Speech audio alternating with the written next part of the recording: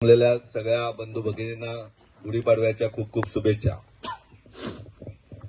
बैठकीची सुरुवातच खूप चांगल्या पद्धतीने झालेली आहे। तर आपल्याला आपल्यातील अडचणी सांगायच्या होत्या आणि प्रत्येकाने ज्या अडचणी आहेत त्या सर्वांच्या अडचणी आहेत आणि त्या अडचणी सांगण्याचा प्रयत्न केलेला आहे। त्याच्यावरती सोल्युशन काढण्याचं काम आपण करू। पहिल्यांदा गणेशपुरीवाल्या दादांनी सांगितलं का पाण्याची योजना किंवा उसगावचं पाणी मिळत नाहीये, आपण एक व्यवस्थित निवेदन द्या। दुसरं निवेदन रस्त्याचं द्या। पूर्ण तालुक्यातीलच कार्यकर्ते जिथे जिथे पिण्याच्या पाण्याच्या अडचणी आहेत त्या गावच्या तुम्ही द्या। आपण जिल्हाधिकाऱ्यांकडे बैठक लावू। एप्रिलच्या पहिल्या आठवड्यातच मला तर 2-3 दिवसात नियोजन भेटलं, बैठक लावू। सीओना बोलू, पाणी पुरवठ्याचे सर्व अधिकारी बोलू आणि पिण्याच्या पाण्याचा विषय पहिला प्राधान्याने सोडवायला लावू। रस्त्याबाबत डीपीडीसी असेल किंवा एमएमआरडी मार्फत आपण पैसे आणण्याचा प्रयत्न करू किंवा आणू। नाही झालं तरी पुढच्या वर्षापर्यंत या टायमापर्यंत त्या गावचा रस्ता होईल अशा प्रकारची आपण व्यवस्था करू।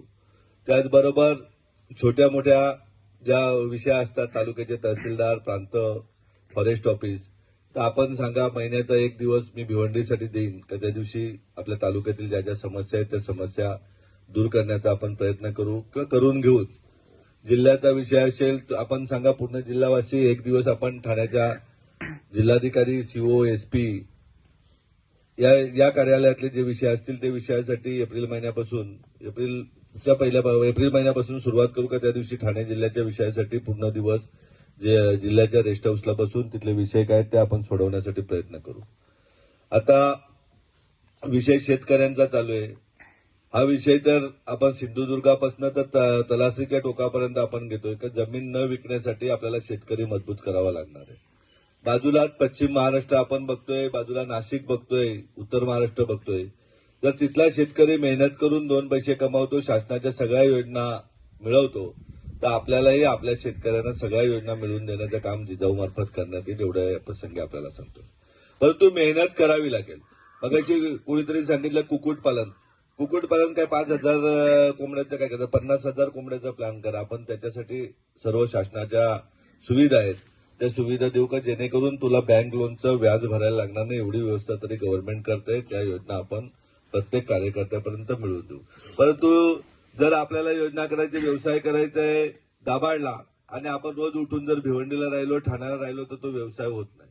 आपल्याला व्यवसाय करायचा आहे तर आज मी माझं सांगतोय का 4 जूनला पराभव झाला, 5 जूनला मी सकाळी 7:30 वाजता ऑफिसला बसलो।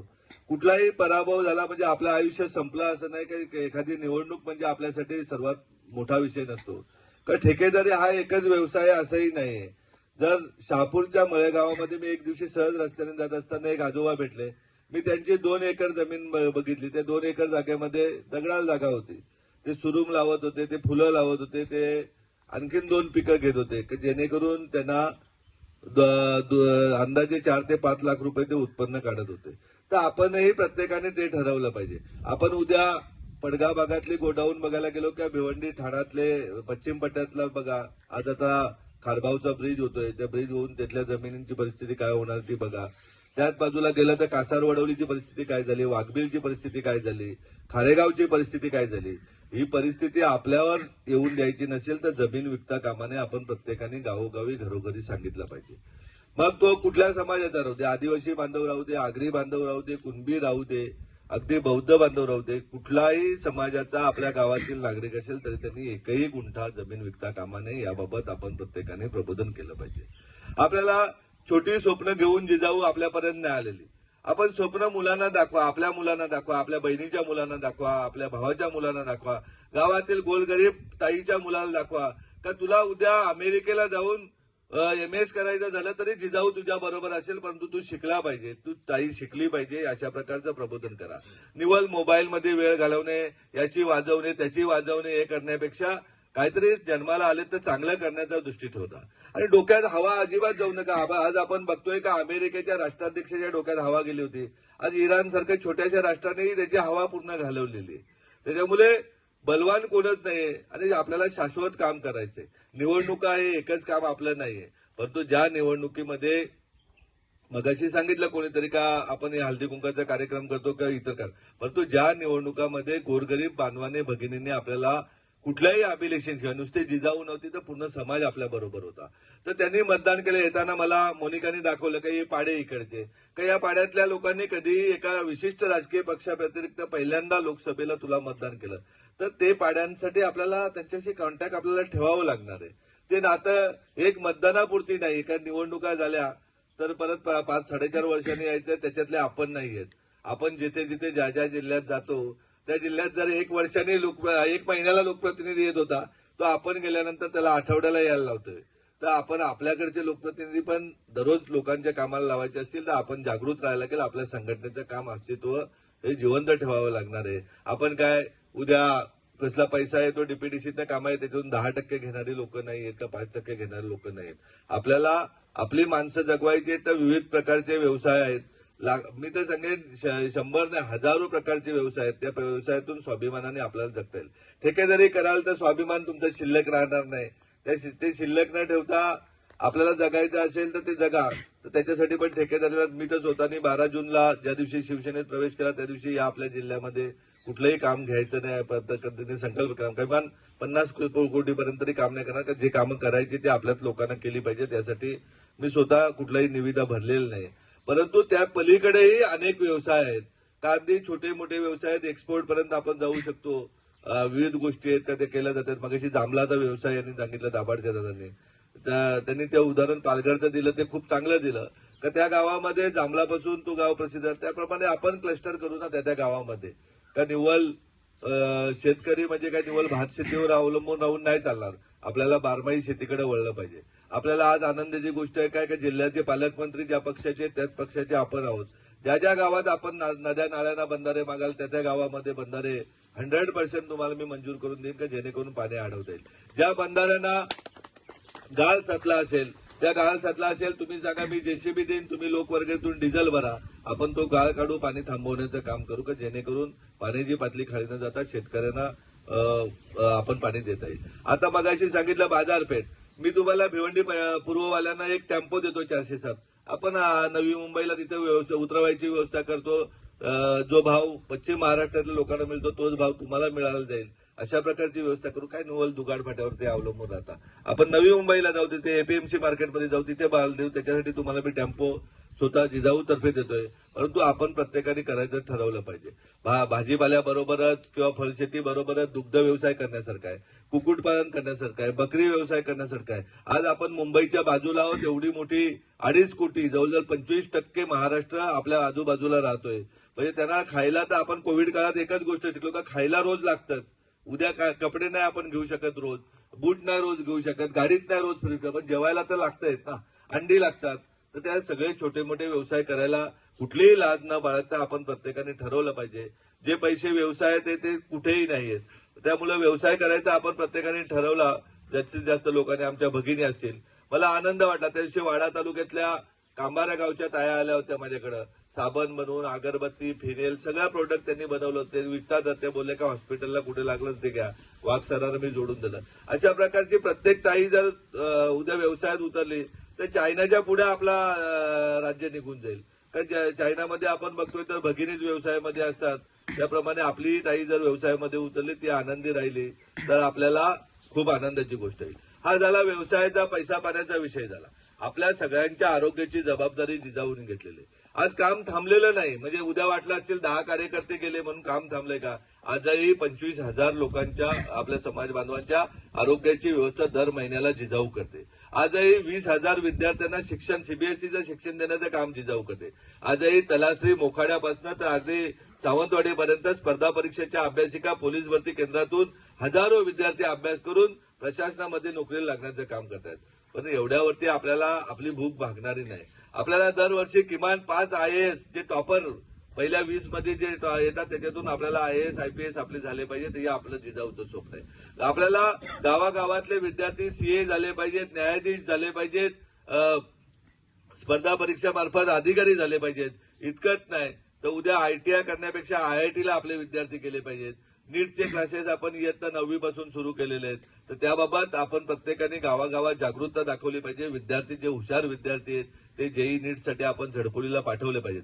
मी परवाही शहापूरचे कार्यकर्ते होते त्यांना सांगितलं एक रवी नावाचा कार्यकर्ता आहे आपला डोलखामचा. परंतु तो पोटतिडकीने जे काम करतो तो मला वाटतं अजित, पंकज आणि मोनिकाही नाही करत. तो त्याच्या तालुक्यातले विद्यार्थी, त्याच्या भागातले विद्यार्थी घेऊन येतो, त्यांच्या ऍडमिशनसाठी झगडत असतो. काही करून आप्पा यांना ऍडमिशन दिलंच पाहिजे. तर ते काम अगदी मोनिकापासून, अजितपासून, पंकजपासून, कैलासपासून, इथे बसलेली मानसीपासून या प्रत्येक जिजाऊच्या माणसाने, प्रत्येक शेवटच्या कार्यकर्त्यांनी काम केलं पाहिजे की जन्माला मी आलोय, मला माझी पोरं लहान आहेत, माझी पोरं नाही करता आली, परंतु गावातील एक पोरगा तरी मी किंवा मुलगी एक अशी बनवेन का ज्याच्याने माझं नाव अजरामर राहील. अशा प्रकारचं प्रत्येकाला वाटलं पाहिजे. निवळ दाखवण्यासाठी काम करून नाही चालत. फोटोमध्ये येऊन, लाईव्ह मध्ये येऊन, शो शायनिंग करून, रोजचे रिपोर्ट पाठवून नाही होत. जिजाऊचं काम कुठल्याही पद्धतीने थांबलेलं नाही. कालच्या दिवसातही 28 कार्यक्रम झालेले आहेत पूर्ण दिवसात. काम हे होतच राहणार आहे, काम वाढणारच आहेत. परंतु कार्यकर्त्यांना तुम्हालाही मोठं व्हायचंय. तुम्ही नुसतं मी बोलवलं सभेला म्हणून आले, सांगितलं झेंडा मोर्चा काढा, गाड्या भरा, तुम्ही आणल्या लाखभर लोक फॉर्म भरायला आणले, एवढं न करता आपलं मेन काम आहे शिक्षण. आपल्याला गावातल्या मुलांच्या पालकांना डोक्यात घालायचंय का आता जमिनी संपलेल्या आहेत आपल्याला शिक्षणाशिवाय दुसरा काय पर्याय नाहीये. आपण बघतोय का ज्याप्रमाणे गुजरातचे लोक आले, राजस्थानचे लोक आले, इथे येताना मुंबईत लेबर बनून आले, लेबर म्हणून ते राहिले, स्टेशनला राहिले, परंतु त्यांच्या लक्षात आलं का इथे मुंबईला आल्यानंतर शिक्षण आपल्याकडे नाही, त्यामुळे आपण फार व्यवसाय करू शकतो, छोटा मोठा करू शकतो. त्यांनी जेव्हा 2 पैसे कमावले तेव्हा आज गुजरात, राजस्थान जे 20-25 वर्षापूर्वी अत्यंत मागासलेलं उत्तर प्रदेश असेल, बिहार असेल, या 4ही राज्यामध्ये आज आंध्र प्रदेश असेल का तिथली लोक इथे यायचे. आज या 5ही राज्यामध्ये तुम्हाला कधी जायचं असेल तर सांगा, तुमची बी ट्रेनची तिकीट काढून दे, राहायची व्यवस्था करेन का. ते राज्यात डेव्हलप झाले. आणि जो डेव्हलप असणारा आपला महाराष्ट्र आज काय परिस्थिती का आपण शिक्षणाकडे दुर्लक्ष केलं. आज भिवंडीमध्ये गेलं, इथं फराज बसलेले का अक्षरशः बांगलादेश किंवा इतर देशासारखी परिस्थिती आतमध्ये नगरांमध्ये काय कोणाला पडलेलं नाहीये. तर जेवढा काम करण्याचा स्कोप आपल्याला आहे का आपण प्रत्येक गाव पाड्यावरच्या जर इथल्या पाड्यातल्या लोकांनी मला मतदान केलंय म्हणजे तुम्हाला सर्वांना केलंय, तर त्या लोकांच्या मतदारांच्या मुलांना तुम्हाला डोक्यात घालायचंय. ठीक आहे, तुमचे आई वडील वीटभट्टीवर काम करतात, तुमचे आई वडील शेतीसाठी कुठेतरी कामाला जातील, परंतु तुमची मुलं ही आरक्षणाचा लाभ घेऊन चांगली डॉक्टर ताई झाली पाहिजे, IIT ला गेली पाहिजे का जेणेकरून आपल्याला देशातच नव्हे तर जगाच्या मल्टीनॅशनल कंपन्यांमध्ये आपल्याला आपली पोरं MD म्हणून झाली पाहिजे. अशा प्रकारची स्वप्न दाखवले. जर मद्रासचा पोरगा जाऊन जर गुगलचा मॅनेजर होऊ शकतो, मग भिवंडीचा का नाही होऊ शकत. भिवंडीचा काय फक्त कापाकापी, मारामारी, वाद संवाद करण्यासाठीच असतो का. अनेक ठिकाणी आपल्या बॅनरवरती धूळ लागलेली होती, चिखल लागलं होतं, तर ते धूळ लागून चिखल लागून आपण काय कमी नाही होणार त्या गोष्टीने. त्याच्याकडे दुर्लक्ष करायचं असतं. कोणाची वाद करणे हा आपलं काम नाही. आपलं काम आहे आपल्या लहान छोट्या मुलींना शिक्षणाबाबत महत्व सांगणे. आज कॅन्सर सारखा प्रचंड आजार तायांनो वाढलेले, त्या झडपोली सारख्या रुग्णालयामध्ये 4 ताया तरी रोजचे कॅन्सर डिटेक्ट होतात. अशा वेळेस तुम्हाला झोप नाही लागायला पाहिजे. आपण आपली तर काळजी घ्यायची, परंतु तायांची काळजी घ्यायची का एक ताई गेली तर त्या घराची पूर्ण वाताहत होते. आणि वाताहत इथं अजित बसलाय, त्याला अनुभव असेल का रोजचे 2-3 तरी कॅन्सर डिटेक्ट शापूर लावत असतील. तीच परिस्थिती रत्नागिरीला आपण बघतोय. तर या सगळ्या कॅन्सर पासून रोखण्यासाठी छोट्याशा प्रायमरी स्टेजच्या गोष्टी असतात, त्या स्टेजचं प्रबोधन केलं पाहिजे. समाज आपला अज्ञानी आहे. आजही कुठलीही खोटी बोंब उठली तर समाज धावत जातोय. आता आम्हाला रत्नागिरीमध्ये एक नवीन काम करायला लागलं, कारण आपण बघितलं तर तिथे उद्या गणपती राहिला तर 1.5-2 महिने शाळा बंद, सगळे लोक गणपतीच्या मागे असतात. गणपती उत्सवात होळी असली महिनाभर सगळा बंद, परीक्षेला पण जात नाही पोरं. याला इलाज आहेत का त्यांच्यातच जाऊन त्यांना जे हवं आहे त्या पद्धतीने जाऊन चांगले विचार देण्याचं काम आपल्याला करायला लागलं नाही. आता 10-12 वर्ष कदाचित आपली पिढी पण जाईल, पण आपल्या पिढीनंतर कधीतरी ज्याप्रमाणे छत्रपती शिवाजी महाराजांचा इतिहास लिहिला गेला, संभाजी राजांचा गेला, डॉक्टर बाबासाहेब आंबेडकरांचा लिहिला गेला, त्याप्रमाणे कदाचित आपलाही सर्वांचा इतिहास लिहिला जाईल. त्यामुळे आपण प्रत्येकाने मनापासून काम केलं पाहिजे. जन्माला आलोय तर आपण मरणार आहे. रोजच आपण कुठे ना कुठे मैतावर जात असतो, कुठेतरी जात असतो. काल परवाचीच गोष्ट, ते मी एका हॉस्पिटलला आपल्या घरातील एक व्यक्तीला घेऊन गेलो. 20 वर्षाचा मुलगा कल्याणला रेल्वेमध्ये बसला आणि अटॅक आला. त्याला गोडबोले हॉस्पिटलला आणलं, गेला होता. त्याच्यानंतर त्या 3ऱ्या दिवशी 24 वर्षाचा पोरगा कोपरीला क्रिकेट खेळत होता, अटॅक आला, गेला. मृत्यू तर हा अटळ आहे, परंतु आपण आपला दिवस सार्थकी कसा लागेल, कशा प्रकारे आपल्याला समाधान मिळेल, या गोष्टीत आपण काम केलं पाहिजे. आणि कुठलीही गोष्ट तुम्हा आम्हाला अशक्य नाहीये, कारण आपण सगळे निस्वार्थपणे काम करणारे लोक आहोत. का कुठला स्वार्थ घेऊन मी इथे मटण देणारे, दारू देणारे, 5-5 हजाराचा पॉकेट देणारे म्हणून तुम्ही कोण आलेले नाहीत. आज गुढीपाडव्यासारखा सण असताना प्रत्येकाला घरी मर्यादा आहेत, प्रत्येकाचं नियोजन आहे. फक्त काल सांगितलं आणि आज आपण एवढ्या मोठ्या संख्येने इथे आलेले आहेत. म्हणजे ही संख्या कमी नाही, ही सगळी निष्ठावंतांची संख्या आहे. जेव्हा जसे विवेकानंद सांगत होते का माझ्याकडे 100 नचिकेत द्या मी देशाचं परिवर्तन करू शकतो, त्याप्रमाणे आपण 100 नचिकेतच आहात का जेणेकरून आपण या भिवंडीचा कायापालट करू शकतो, शहराचा करू शकतो, ग्रामीण भागाचा करू शकतो. आपल्याला कुठल्याही धर्माविरोधात नाही, आपण जाती विरोधात नाही. आपले सगळ्यांची जात आहे गरिबी आणि शेतकरी. तर ही गरिबी शेतकरी शेतमजुराची जात आहे. याला आपल्याला कुठेतरी पुढे जायचंय. दुसरी पिढी ही भांडवलदारांची झाली पाहिजे, चांगले उद्योगधंदे करणाऱ्यांची झाली पाहिजे, चांगल्या अधिकाऱ्यांची झाली पाहिजे. अशा प्रकारचं नियोजन आपल्याला करायचंय. हे 2 दिवसाचं काम नाही, आपल्याला हे शाश्वत काम आहे, हे मोठं करायला लागेल. मी तर सांगेन का अजितला ग्रामपंचायत सदस्य त्यांनी त्याच्या गावापासून सुरुवात करायला पाहिजे. आवलोट्यातल्या पोरांना जे गाईडलाईन केली पाहिजे, जसा वेळ मोकळा भेटेल तर बायकोला पोरांना देण्यापेक्षा पहिला वेळ त्यांना दिला पाहिजे हनुमानाच्या मंदिरात. का बाबा शिक्षणाशिवाय महत्व नाही. मग तो काका किती विरोध करेल त्याच्याकडे न बघता त्यांनी तिथेच लक्ष दिलं पाहिजे. पंकजला वेळ भेटला तर त्यांनी कोशिंबीच्या भानगडी मिटवण्यापेक्षा त्यांनी तिथे वेळ दिला पाहिजे. 100% पोरांनी तिथल्या भानगडी वाढवण्यापेक्षा भानगडी मिटवून कशी पोरं कशी पुढे जातील ते बघितलं पाहिजे. कैलासला सरपंच करून नुसता सरपंच पदाचा कार्ड छापून नाही, त्याला त्याने गावातल्या ताया कशा कॅन्सरने वाचल्या पाहिजे त्याच्यासाठी प्रबोधन केलं पाहिजे. असं प्रत्येकाने आपण ठरवलं पाहिजे का जन्माला आलोय तर काहीतरी केलं पाहिजे आणि त्या कामामध्ये आपल्याला समाधान मिळेल अशा प्रकारे काम केलं पाहिजे. मी नक्कीच सांगतोय, मी जाहीरपणे सांगतोय, धीरजच्या समोर जे प्रामाणिक कार्यकर्ते त्यांना कधीही आर्थिक टंचाईमुळे कुठलीही अडचण येणार नाही याची शाश्वती मी तुम्हाला देतोय. अडचणी तर मलाही येत असतात, परंतु एक तुमचा मोठा भाऊ म्हणून मी तुमच्या पाठीशी ठामपणे असेन. कारण माझ्या जबाबदाऱ्या जवळजवळ संपलेल्या आहेत.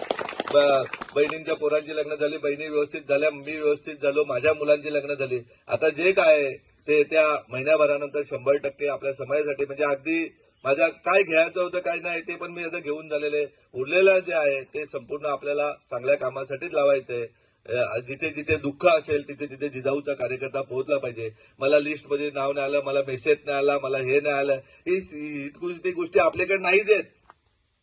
कळला का आपण पोहोचलं पाहिजे तिथं दुःखाच्या ठिकाणी, जिथं समजला तिथं आपण पोहोचलो पाहिजे. आपला जन्म आहे का लोकांना उपयोगी पडण्यासाठी, त्यासाठी आपण गेलो पाहिजे असं प्रत्येकाने ठरवलंय. त्याने आपल्या पक्षाचं काम नसेल केलं, आपल्या विरोधात केलं असेल, पण तो अडचणीत येतो त्याला आपण मदत केली पाहिजे. हे गोष्ट आपण डोक्यात ठेवली पाहिजे. शिक्षण आणि आरोग्य सेवा आहे, त्याला काय कोणाला आपण एक्सक्यूज नाही द्यायचं, त्यांना आपल्याला मदत करायची. ते परमेश्वर कधी ना कधी सुबुद्धी त्यांना देईल. ते आपल्याबद्दल जिजाऊबद्दल सगळ्यांबद्दल चांगलं बोलतील. परंतु आपल्याला आम्हाला चांगलं काम करायचंय. ही 70-75 वर्षातली जो काळ आहे किंवा स्वातंत्र्यापूर्वीचा शिक्षणाचा बॅकलॉग आहे, आपण शिकलो पाहिजे, आपण उद्योगधंद्यात पुढे गेलो पाहिजे. हे कुठल्याही पक्षाच्या कुठल्याही राजकीय नेत्याला कधीही वाटत नाही आणि वाटणार नाही.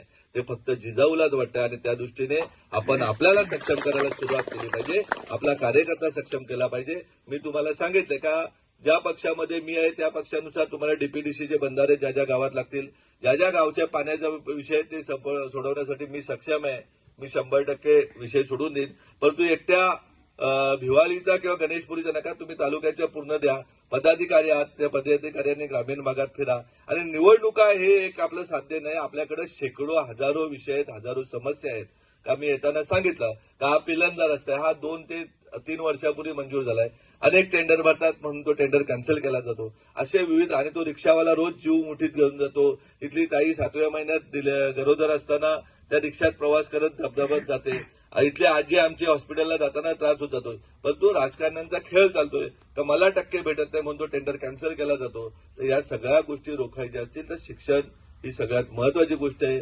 आपण छोटी स्वप्न मुलांना दाखवू नका. राज्याची मुख्य सचिव इथली आपली तरुणी एखादी झाली पाहिजे, ती झाली पाहिजे. देशाच्या पंतप्रधान कार्यालय चालवणारे विद्यार्थी आपल्या या मातीतून गेले पाहिजेत. जगातल्या अमेरिकेसारख्या देशाच्या गुगल सारख्या कंपनीचा मॅनेजर ही आपली इथली ताई आपल्या या भूमिपुत्राच्या 5 जिल्ह्यातली गेली पाहिजे. आणि काहीही कठीण नाही. तर छत्रपती शिवाजी महाराजांच्या लढ्यामध्ये आपला कोकणी माणूस होता, इंग्रजांच्या लढ्यामध्ये आपला कोकणी माणूस होता, महाराष्ट्र स्वतंत्रतेमध्ये कोकणी माणूस होता. तर या प्रत्येक ठिकाणी जर कोकणी माणूस आपला आहे तर तुम्हाला मी 100% सांगतोय आपल्यामध्ये ते जीन छत्रपती शिवाजी महाराजांचे जीन्स आहेत. जर रायगड भूमी शिवाजी महाराजांचे, बाबासाहेबांचं जीन्स आपल्यामध्ये आहेत, महात्मा फुले सावित्रीबाईचे जीन्स आपल्यामध्ये आहेत. तर प्रत्येकाने आपण ठरवलं पाहिजे का आपल्याला काहीतरी काम करायचंय. शो शायनिंग पेक्षा मूळ काम आहे ते आपण लोकांपर्यंत पोहोचलं पाहिजे. आरोग्याच्या सुविधा असतील, शिक्षणाच्या सुविधा असतील, महिला सक्षमीकरणाबाबत असेल, शेतकऱ्यांबाबत असेल, ज्या ज्या अडचणी असतील त्या त्या अडचणी आपण सांगा. त्या अडचणी 100% सोडवण्यात येतील. आपण सांगाल त्या दिवशी ती तारीख घ्या. तर त्या तारखेला मी भिवंडीला पूर्ण दिवस थांबेन, जोपर्यंत शेवटचा कार्यकर्ता येईपर्यंत आणि त्याचं काम होईपर्यंत. आठवड्यातून एक दिवस जिल्ह्याला ठेवेन. जिल्ह्याच्या ज्या ज्या अडचणी आहेत त्या अडचणी आपण 100% सोडू. का ज्या शासनाची जबाबदारी आहे का अडचणी सोडवणे त्या आपण 100% सोडू. हा आपल्याला सर्वांना विश्वास देतो. पुन्हा एकदा गुढीपाडव्याच्या खूप खूप सर्वांना शुभेच्छा देतो. आणि आपण एक कुटुंब आहोत.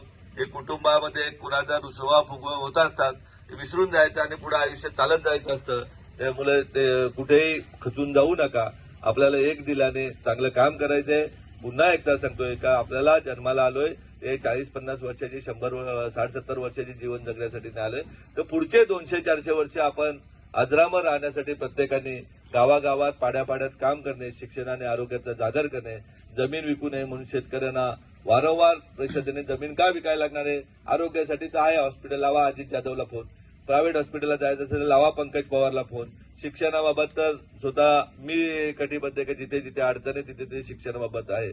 शेतकऱ्यांबाबत आता दाभाडवाला दादा आहे, त्याला आपण थोडासा पुश करू आणि या तालुक्यामध्ये जास्तीत जास्त कशी बारमाही शेती करता येईल यासाठी आपण 100% इलाज करू. आणि बाजारभाव येण्यासाठी तर तुम्हाला मी सांगितलं, जेव्हा तुम्ही सांगाल तेव्हा त्या 15 दिवसात तुम्हाला 407 टेम्पो किंवा 608 टेम्पो जो टेम्पो लागेल माल नेण्यासाठी बीएमसीला त्याची व्यवस्था मी करेन. परंतु नुसती भाजीपाला किंवा याच्यावर न जाता दुग्धशेती 12 महिने आपण कामात राहिलो पाहिजे अशा प्रकारचा प्रत्येकाने बघा. आणि बघा हा रस्ता झाल्यानंतर वाडा भिवंडी झाल्यानंतर गोडाऊनवाले येतील, एजंट आपलेच असतील, मग अगदी कुंद्याला पण गोडाऊन येतील. तर याच्या भानगडीत पडू नका. जमिनीपेक्षा मोठी संपत्ती या देशामध्ये कुठलीच नाही, जगामध्ये कुठलीच नाही, कारण ती वाढू शकत नाही. तर आपल्या जमिनी सांभाळण्याचं काम प्रत्येकाने करा एवढी विनंती करतो आणि थांबतो. जय हिंद, जय महाराष्ट्र.